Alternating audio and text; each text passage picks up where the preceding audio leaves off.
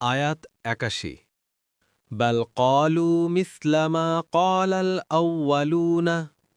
অনুবাদ, বরং তারা বলে যেমন বলেছিল পূর্ববর্তীরা।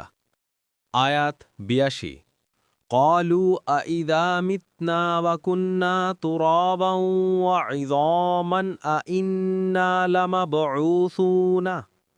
অনুবাদ, তারা বলে, আমাদের মৃত্যু ঘটলে এবং আমরা মাটি ও অস্থিতে পরিণত হলেও কি আমরা পুনরুত্থিত হব?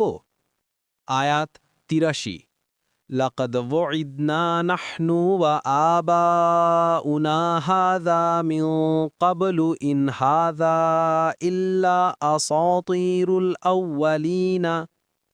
অনুবাদ, আমাদেরকে তো এ বিষয়েই প্রতিশ্রুতি প্রদান করা হয়েছে এবং অতীতে আমাদের পূর্বপুরুষদেরকেও। এটা তো পূর্ববর্তীদের উপকথা ছাড়া আর কিছুই নয়।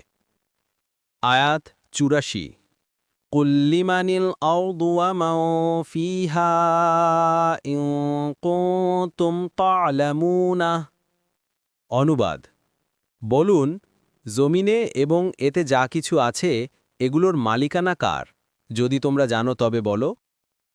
আয়াত ৮৫ সায়াকুলুনা লিল্লাহি কুল আফালা তাযাক্কারুনা। অনুবাদ, অবশ্যই তারা বলবে আল্লাহর। বলুন, তবুও কি তোমরা শিক্ষা গ্রহণ করবে না? আয়াত ৮৬ কুল মার রব্বুস সামাওয়াতিস সাবঈ ওয়া রব্বুল আরশিল আযীমি। অনুবাদ, বলুন, ৭ আসমান ও মহা আরশের রবকে। আয়াত ৮৭ সায়াকুলুনা লিল্লাহি কুল আফালা তাত্তাকুনা। অনুবাদ, অবশ্যই তারা বলবে আল্লাহর। বলুন, তবুও কি তোমরা তাকওয়া অবলম্বন করবে না?